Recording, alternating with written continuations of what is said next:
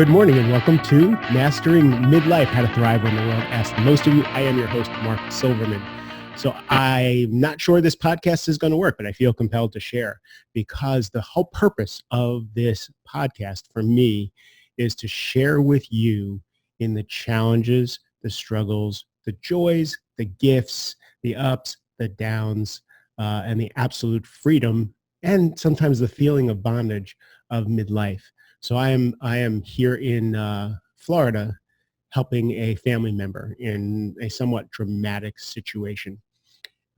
And I got the internal yes to go. So I'm really good at boundaries and, it was a no. And now it was very clear that the internal yes was it's time for me to go and it's time for me to do what I can do. I know I can't fix any situations, but I can show up and do what I can do. And it's been rougher than I expected. I actually brought my podcasting equipment because I had podcasting appointments. And I thought if I got a hotel with good internet, I could keep podcasting. And in the middle of an interview with USA Today, reporter on suicide in America, it cut out. So we have to reschedule for next week. So for me, the breathing from the belly, the taking things as they come and just deciding that's the way it was supposed to be because that's the way it happened. And the other things that happened that didn't allow me to do what I set out to do, has been both challenging and easy. So I feel like a train wreck this morning. I've been here for a few days. I can't breathe in Florida. It's too humid. I'm sorry to those of you who live here, but it's tough. And though this is a lovely hotel, the air conditioner doesn't go to the levels I like to sleep at. Good thing, really good coffee around the corner, by the way. So I'm down here and, I finally picked up my mother's ashes and I went and spread them last night in the ocean at the same place where we spread my father's ashes. And as I'm walking out there, and I'm already exhausted from a day of intense stuff, really intense stuff, where I had to breathe from my belly. I had to surrender over and over and over. Now I'm practiced at it. A lot of people aren't, but I'm practiced at just allowing things when my stress level comes up to the point where I just want to walk and quit. I stay in there and I just keep breathing and I keep doing what needs to be done. I asked for some help for some people. I wasn't going to be able to have lunch and I asked someone to bring me a kombucha. Kombucha? How do you say that? And they did. And it was just the thing I needed. I know it's very new agey and very uppity, but it was exactly what I needed. I needed probiotics. I needed a little sugar. I needed whatever's in kombucha. It revived me. It was great. But anyway, I went last night to go spread my mother's ashes. And as I'm walking down there, the rain is coming. I see these dark clouds and the wind is whipping up and it's sprinkling on me. And I go to the place and I'm just really kind of resentful that I have to do this and that I have to do this alone. And then I breathe and I realize this is just, that's just my mind talking to me. And I trudge over to the beach and it's a beautiful beach, but the weather just sucks. And there's still some people out there. And then there's a lifeguard thing. And I'm like, I can't spread my mother's ashes in front of the lifeguard. That's just really weird at a regular beach. I guess when my brother and I and my mother did my dad there, it was at a time there was nobody there. So I walked way down the beach to where there was no people. And I got myself undressed and I jumped into the water and I did it. And it was, I didn't feel like a lot of heart stuff. I didn't feel much of anything.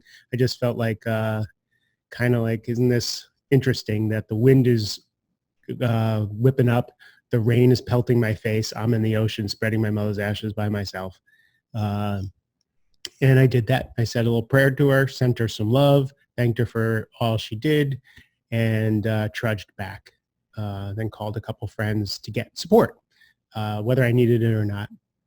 And then I came back to my hotel room, and I decided, I don't eat wheat because it really does hurt my ankle, my knees, my hands. I got the internal yes, go get some pizza. So I went and got some pizza. There was a Ben and Jerry's next door, and I got an internal no way on the ice cream because you will wake up feeling like crap, and I got a lot to do today. And I listened to that. I wanted the ice cream. So I got an extra slice of pizza, got in bed at 8 o'clock with my pizza and some Netflix, and ate my pizza till I was stuffed and went to sleep and slept good 8 hours after my Netflix and chill, and woke up this morning feeling like a train wreck, just like a train wreck. Everything hurts. Everything hurts. And I have a big day today, a really big day today. Judgment, anticipatory, living in the future. But I really got to thinking about this adulting thing. They say life is a contact sport, and I really juggle, for me, the term enlightenment, the term freedom. I walk around pretty free most of the time now. I'm pretty free.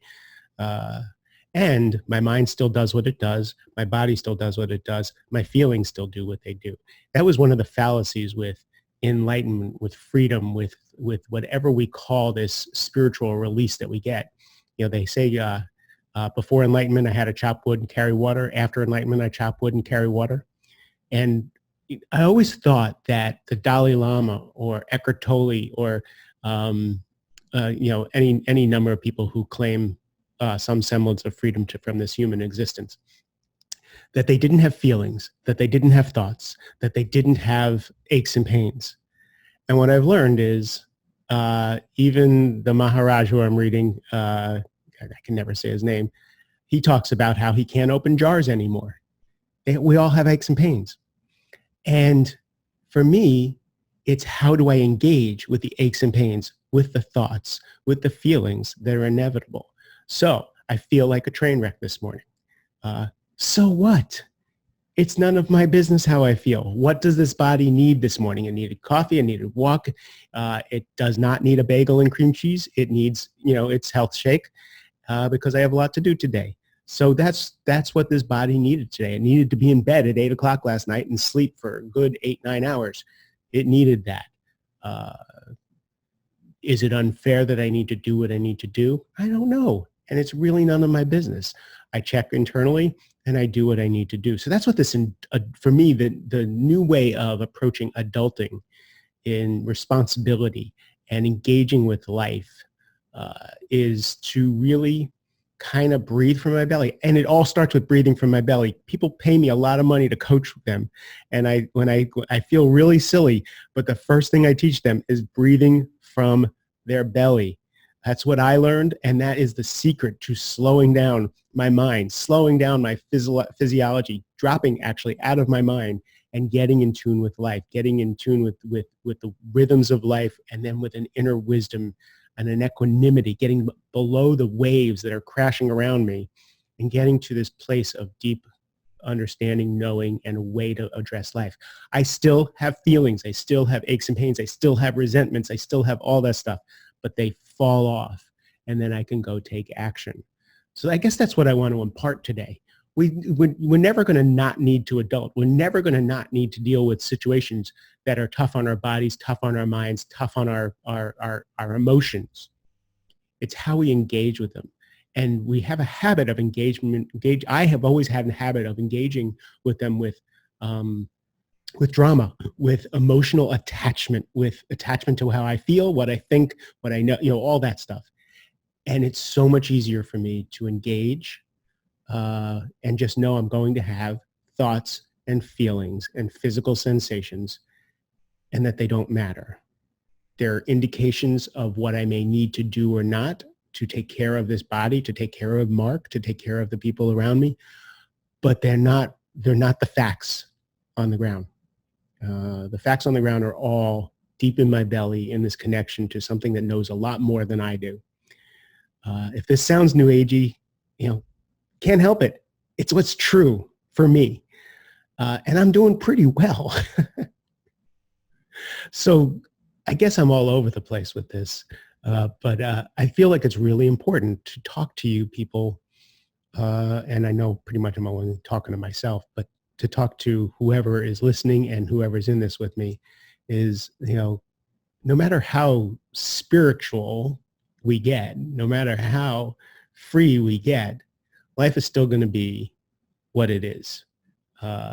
Yes, we influence with our law of attractiveness of who comes into our life, who leaves our lives, what kind of situations comes into our lives, abundance, and all that stuff that we deal with. But but this, you're just not going to not have life, and you're not going to have people not have people in your life. For me, this is a much more lightweight and freeing way of going through the things that are being put in my path.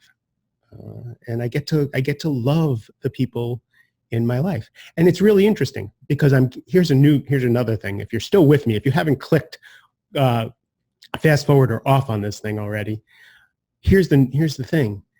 I don't feel a lot of love. I don't feel a lot of love for the family member I'm here helping. But I'm being loving. I'm here. I'm doing what needs to be done, right? I'm not reacting.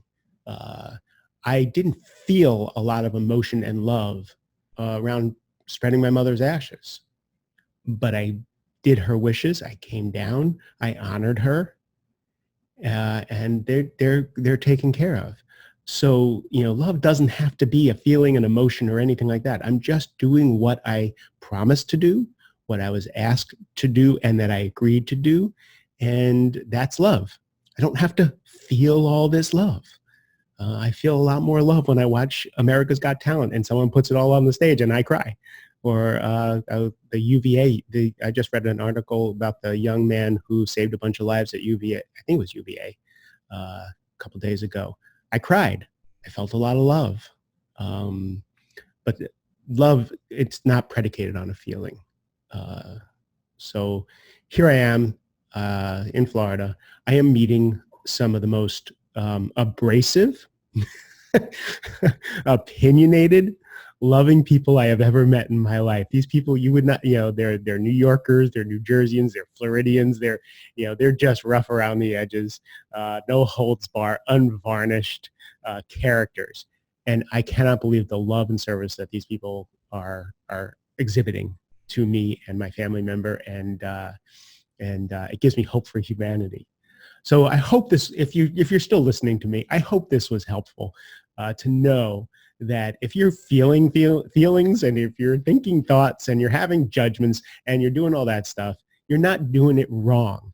The challenging part is to just not believe them and find a deeper place in yourself to come from, to go take care of all these things. That's my wisdom to impart with you. I'm told this wisdom is useful to people, but it's mine. I am happy and joyful and free, even though I feel like a train wreck, because they're not dependent on each other. I love you guys. Thank you for hanging with me. Thank you for giving me a forum. By the time this thing airs, I will be over 4,000 downloads for this podcast, which just blows my mind. I keep loving to see the people in Indonesia and China and South America and Europe and Australia. And I love my people in New Zealand and Canada, all over the frickin' world listening to this thing. So how could I not be joyful? I love you. Have a great rest of the day.